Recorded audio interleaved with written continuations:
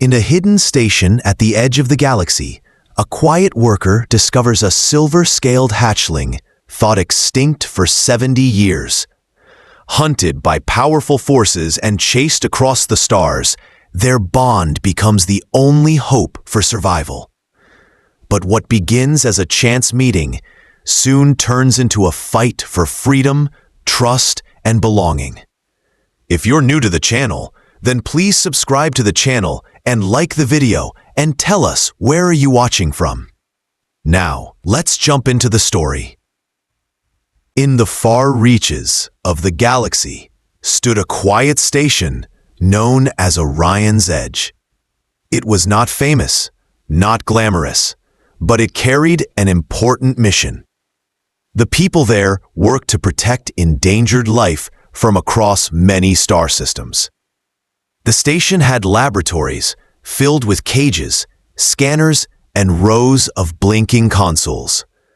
While scientists debated and recorded data, the maintenance workers kept the place running. One of them was Lena Callan. Lena was not someone who drew attention.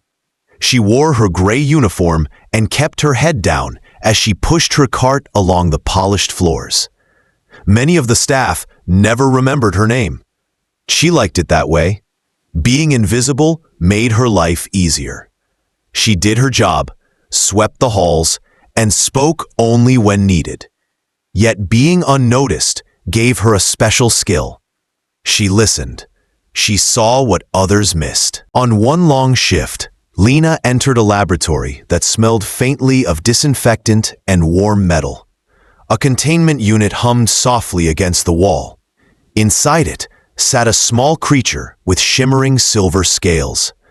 Tiny claws scratched against the glass, leaving faint marks.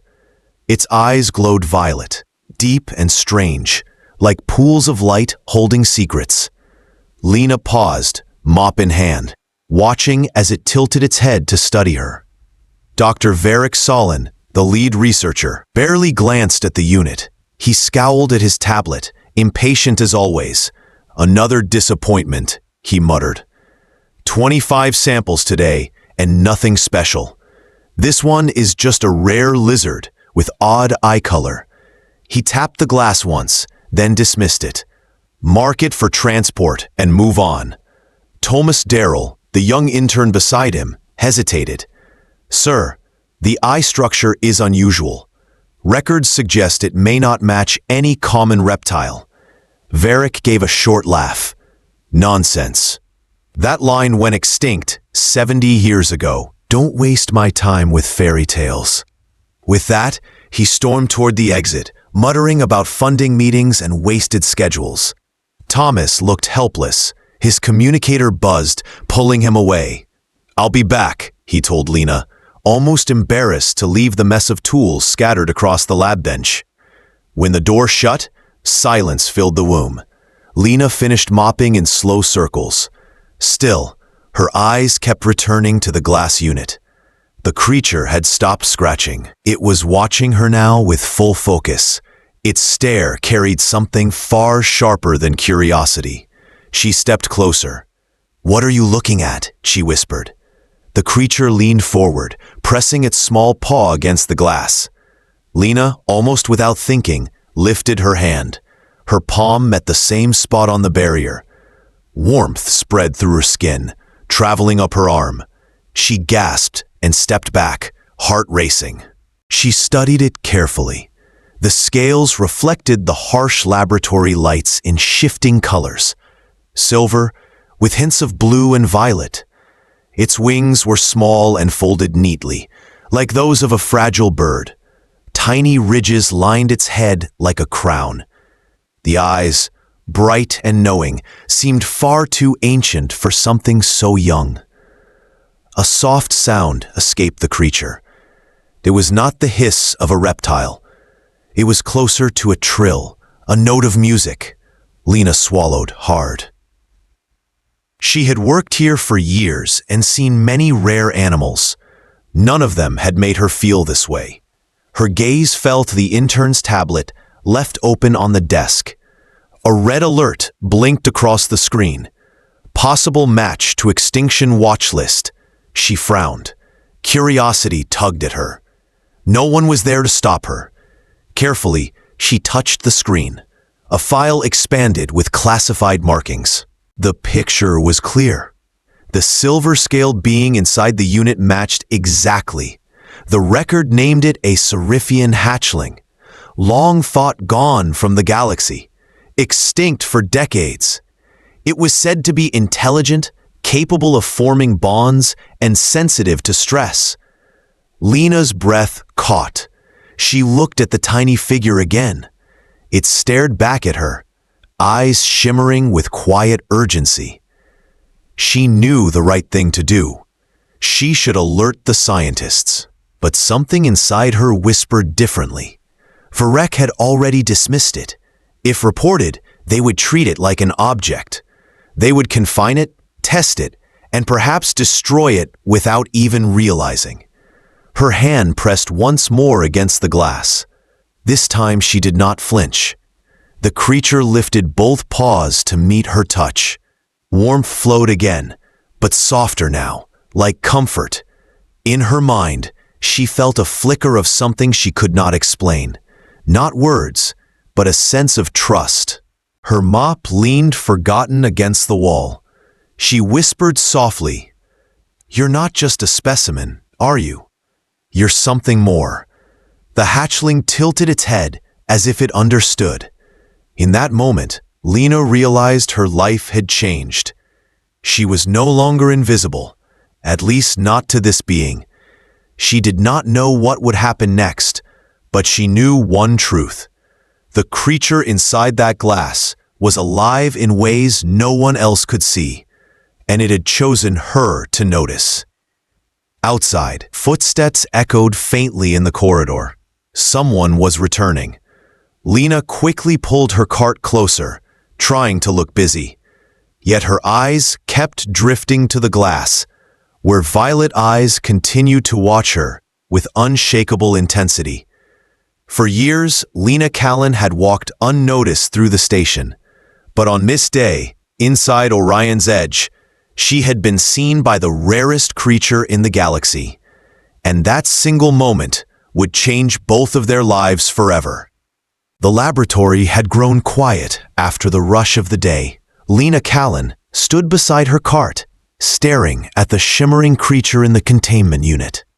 The silver hatchling pressed its paws against the glass again, as if calling her closer. Its violet eyes seemed too knowing, too intent. Lena's pulse quickened. She had read the hidden file on the intern's tablet. The words still echoed in her mind. Extinct. A Seraphian hatchling was supposed to have vanished from the galaxy 70 years ago. The record said they were highly intelligent, capable of forming emotional connections, and dangerously vulnerable to stress. Yet here one was, barely larger than a kitten, trapped in a box that was killing it slowly. Lena bent to look at the environmental controls. Oxygen levels set to standard, light cycle fixed and harsh, no humidity regulation, nothing designed for a rare and delicate species. Her chest tightened. She could almost feel the creature's struggle in her own breath. The hatchling made a soft trill, a sound that carried a faint echo inside her chest. Then a wave of warmth, not physical but emotional, rolled through her. She gasped. It was not speech, but she understood. It was a plea for help. Lena whispered, "You need me, don't you?" The creature lowered its head, eyes glimmering. That was the answer she needed. Lena had worked at Orion's Edge for 7 years, always invisible.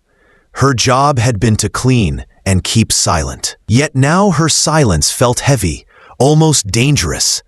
If she followed protocol, she would call Varek Solon back and watch the scientists take over. But she had seen how Varek dismissed it. To him, this being was just a ticket to funding. Her heart told her something else. With shaking hands, she tapped the panel and overrode the security lock. The lid of the containment unit lifted with a quiet hiss. Immediately, the hatchling tried to climb out, but its movements were weak and sluggish. "Easy now," Lena murmured, her voice soft. She reached into the unit, her fingers trembling. The hatchling stretched its arms toward her in a clear gesture. "Pick me up." Lena lifted the creature gently. It was feather-light, as if made of hollow bones. Its scales felt softer than expected, smooth like silk, with a faint warmth beneath. The little being curled into her palm, releasing a sigh that trembled against her skin. Suddenly, a voice bloomed in her mind. Not words, but impressions shaped into meaning. "Safe, thank you." Lena froze. She looked down at the creature, her lips parting in shock. "You can talk to me?" she whispered. The response came again, gentle and certain. "Not talk. Feel. You hear." Her eyes stung. No one had ever spoken to her like that, not even in her thoughts. She pressed her other hand over the hatchling, creating a warm shelter. The tablet on the desk blinked again. Her gaze fell on the screen where the classification details scrolled. Severe caution, empathic projection, highly sensitive, vulnerable to stress. "They'll destroy you," Lena said softly. "They'll never understand."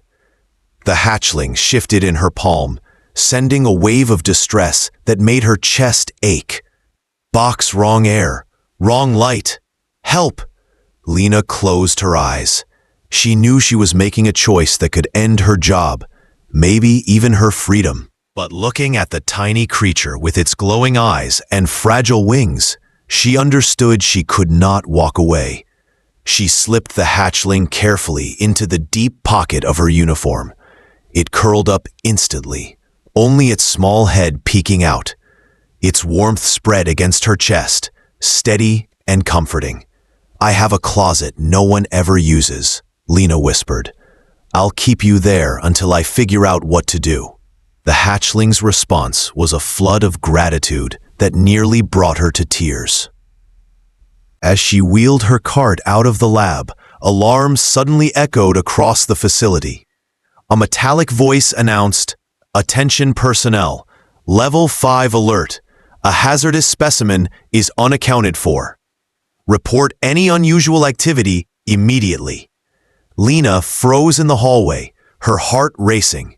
She pressed her hand to her pocket where the hatchling hid. It projected a surge of fear that stabbed into her chest. The system was already painting it as dangerous. Lies to make everyone afraid.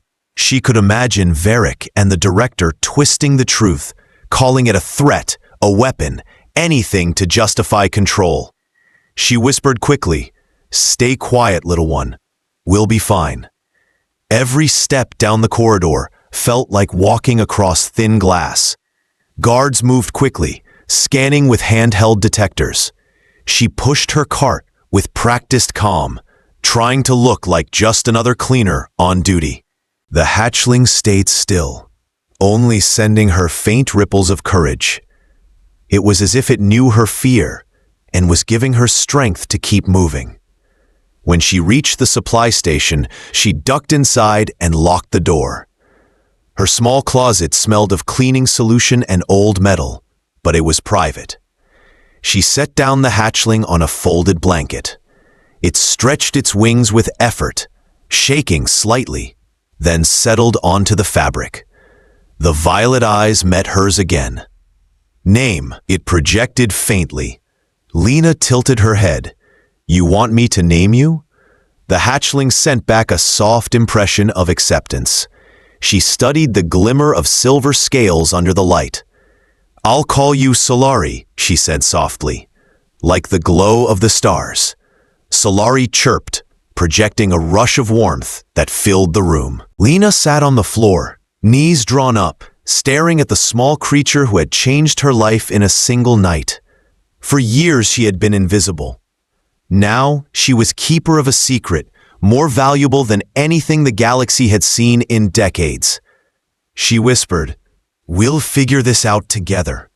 And Solari, eyes bright and ancient, seemed to agree. The alarms of Orion's Edge rang across every corridor as guards swept the station.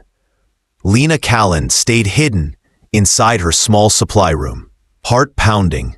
Beside her on a folded blanket, the hatchling she had named Solari raised its head, violet eyes glowing with fear. The announcement had already reached every corner of the outpost. A rare specimen was missing. Officials warned it was hazardous. They said it was a danger to staff. Lena knew those words were lies. Solari was no weapon. It was only a frightened creature clinging to survival. The door to the closet rattled once as footsteps passed outside. Lena held her breath. She could feel Solari's emotions pressing gently into her mind. Fear, trust, urgency. She whispered, "We cannot stay here." Solari projected an image into her thoughts. A cargo shuttle lifting off from the docking bay, slipping quietly into the black of space. It was more than a suggestion. It was a plan. Before she could answer, a voice filled the intercom. "This is Director Armand Crin of the Rare Species Commission. All personnel are to assist our arriving agents. The missing specimen is of highest value. Report all suspicious behavior immediately." Lena's chest tightened. She had heard rumors of Crin's commission. They claimed to protect wildlife, but many whispered they worked for the weapons division of the ministry. If they gained control of Solari, the creature would never see freedom again. Solari climbed into her pocket, pressing close to her chest. "Go," it projected with a surge of determination. Lena nodded. She opened the closet door carefully and rolled her cart forward as though she were on a normal cleaning shift. Guards rushed past, focused on scanners and orders.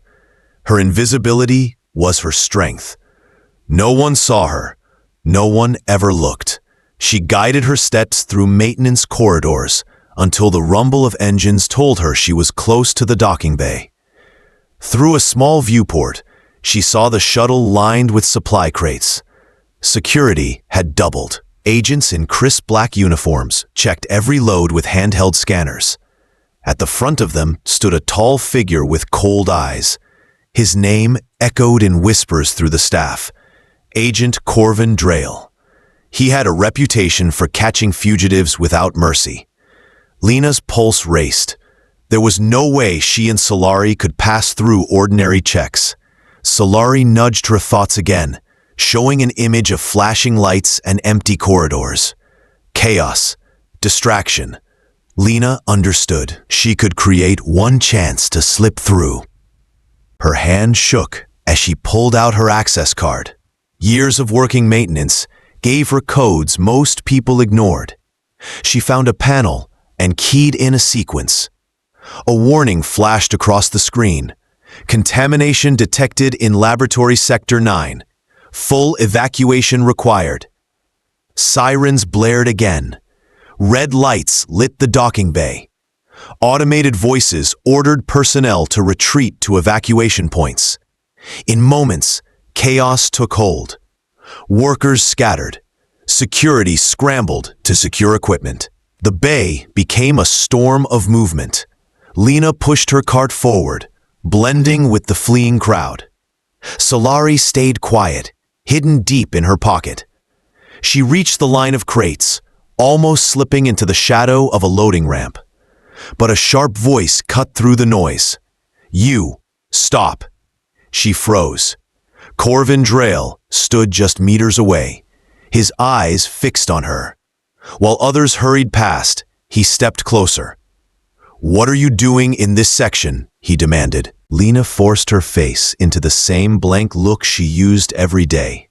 "Maintenance," she said flatly. "Director's orders. I was told to secure this sector." Drayle's eyes narrowed. His hand hovered near his sidearm. "Maintenance does not enter restricted loading bays." Lena's throat dried. Before she could speak, Solari stirred against her chest. A sudden wave of calm spread through her. Her voice came steadier this time. I go where I am told. The contamination alert forced me out of my station. If you want to waste time questioning me, then tell it to the director. Drail's glare held for a moment longer. Then another alarm blared overhead, drawing his attention back to the guards shouting across the bay. He scowled and turned away. Lena exhaled slowly and pushed forward. She slipped onto the shuttle just as the last crates were being secured. Inside the cargo hold, shadows stretched long across the walls. She crouched behind the containers, heart still pounding. We made it, she whispered. Solari peeked out from her pocket, eyes glowing softly. A wave of relief and gratitude washed over her mind.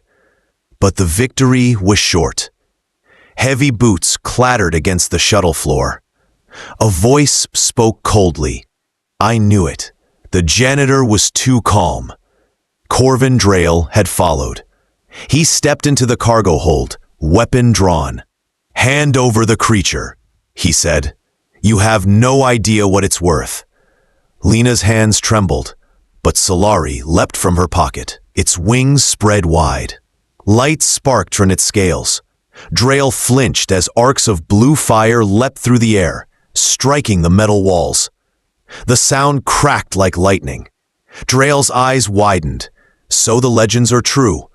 In the chaos, Lena grabbed a crate and shoved it into his path, sending him stumbling.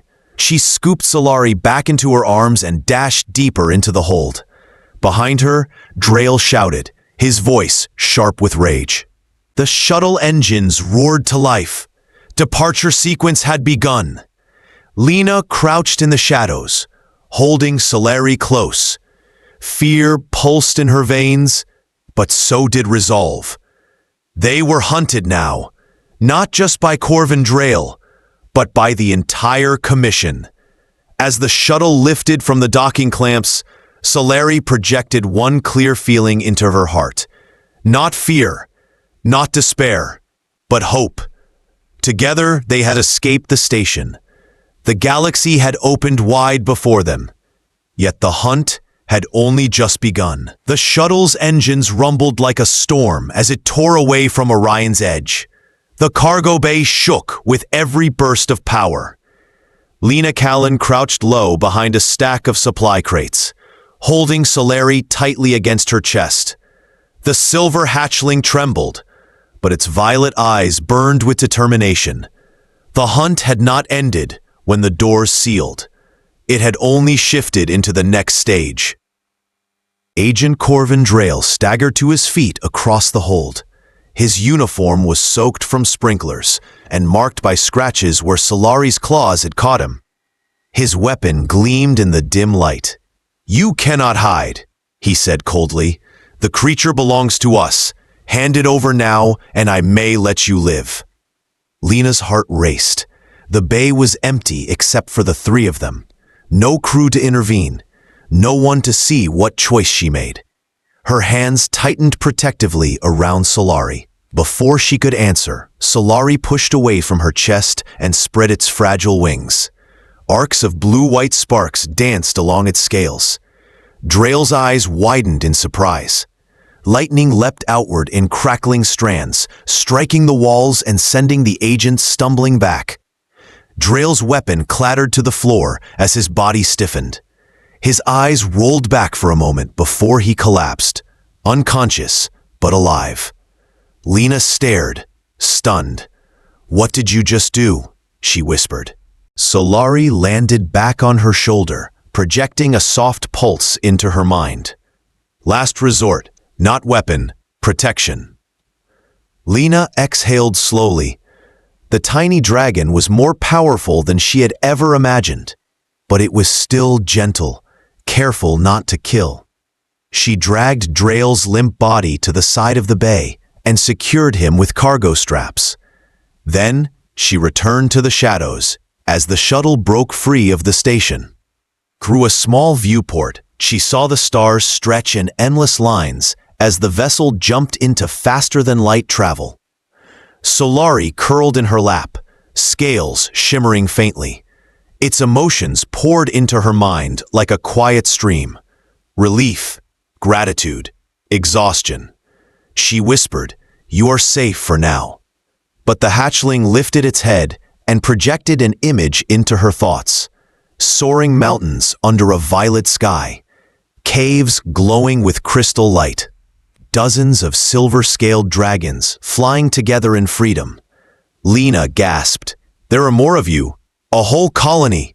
The wave of confirmation was strong and certain. Solari had been a scout. It had wandered too far from its hidden home. Hunters had been drawing close, searching the nebula. If Lena had not helped, the secret might have been lost forever. "Then we need to get you back," Lena said softly. "Back to your people." Solari projected another vision, not only of return, but of Lena herself standing among the colony. She saw herself teaching, learning, living in a place where she was no longer invisible. Her throat tightened. "Me? With you? You want me there?" The reply was firm. "Belong, needed, bridge between worlds." Lena sat in silence, heart heavy with a mix of fear and hope. For years she had been overlooked, the cleaner who passed unseen in every hallway. Now a creature long thought extinct had chosen her for something greater. The shuttle continued through space, but danger lingered. In the quiet hum of the engines, Solari projected a warning. Drael was not alone. Others would follow. The Commission would hunt them to the edges of the galaxy. Lena stroked the soft ridges along Solari's head. "Then we will keep moving. We will find the hidden colony, and we will protect it." The hatchling pressed a paw against her chest, directly over her heart. Warmth filled her veins. "Kind, brave," it projected. She smiled faintly. "I do not know about brave, but I know this feels right." The shuttle docked days later at Helios Station, a bustling trade post orbiting a gas giant. Crowds moved through the docking rings. Voices echoed in dozens of languages. It was the perfect place to disappear for a time. Lena slipped into the flow of travelers, Solari hidden beneath her jacket. Every corner carried risk, but Solari's quiet guidance kept her steps steady. Together they found temporary shelter, earned credits with Lena's forgotten skill at repairing machines, and planned their next journey. But even in the crowded markets, whispers of Commission agents spread. Drael had survived. His superiors were searching sector by sector. The danger was real, yet so was the bond between Lena and Solari. Every day their connection deepened. She no longer heard only feelings. She began to sense ideas, visions, and truths. The dragon's presence filled the empty spaces in her life, reminding her she was not just a shadow in gray. She was part of something larger. When the time came to leave Helios, they secured passage on a mining vessel bound for the outer rim. From there they would trek toward the nebula, where the colony waited. As the ship prepared for launch, Lena felt Solari's steady heartbeat against her chest. She thought of the path ahead. The hunters, the dangers, the unknown worlds. Yet she also thought of the colony in the mountains, the skies filled with dragons, and the possibility of finally belonging somewhere. As the vessel pulled free of the station, Solari's voice filled her mind one last time that night. Not a command, not a plea, only a feeling.